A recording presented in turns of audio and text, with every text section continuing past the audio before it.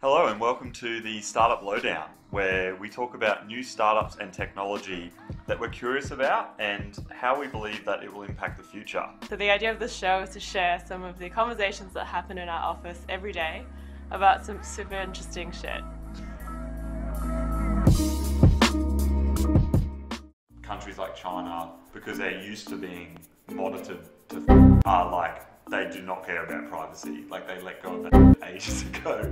Australia and the US and stuff are still living in this fairy tale where they think they actually have some privacy. Of course you don't. What are they They've been in privacy for like 15 to 20 years.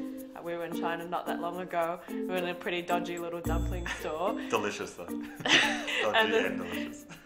Like they all should be. A person score could be between 350 to 950, pretty simple. Random numbers. Yeah. I would have just gone like 1 to 100 would have been simpler. They should definitely make it 100. It's confusing. 1 to 100 China. Make it simple. There's some real perks. So it's like not just about being punished. They're really trying to create the positives that you get out of doing this right. So things like not having to pay car loan deposits. You can be fast tracked for visas. You can get better rental agreements. There was a journalist banned by airlines when he tried to book a flight. He was on the dishonest personnel list because he lost a defamation lawsuit in 2015 and was asked by the court to pay a fine. I know lots of Australians that have outstanding fines according to the court. Imagine not being able to book a flight. You'd probably pay those parking fines a little bit quicker, right? Yeah, they stopped sending it to us via the mail maybe. Like, you've got my email address, why don't you send it there? We don't even have our mailbox keys, so. Yeah. It can't be as black and white as having this strike against your name and then therefore you're shut off from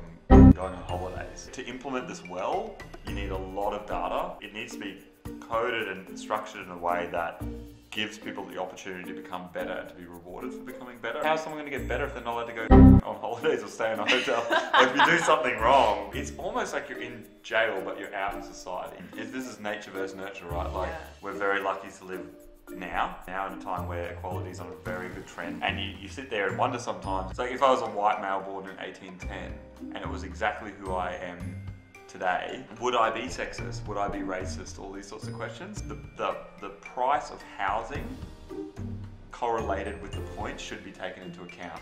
If you're born in a really affluent suburb, people aren't really breaking the rules around you very much, right? They're just under the table financial deals. Yeah. Like breaking the rules in a different way. Yeah, like the classy kind of dodgy. One thing I really like about this on the moral aspect, trolls, man. Trolls. If you're listening, and you're probably not listening, you would have given up ages ago. You check out our Facebook, you'll see like the vast majority of stuff is really positive. This really weird thing happens where 90 to 95% of people who troll us on Facebook hide their identity. The display pic is some weird animated cartoon thing every time. One thing I really like about this life is, like, if you're just a shit person, I guarantee you all of these trolls are. None of them are killing it. They would try and comment and the comment wouldn't even post. That comment just can't actually post against that business because it goes, You would fail. have. They would be limited to like 1 troll per month. Overall, I'd be happy to sort of cut these trolls off. If people have a perception that you can just buy a score, the whole thing loses its credibility, right?